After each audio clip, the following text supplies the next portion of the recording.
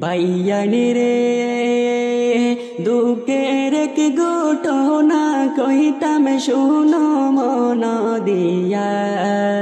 ইমরান ভাইয়ের কথা কইতে বুক যায় রে ফাটিয়া ও দেশের ভাইয়ানি রে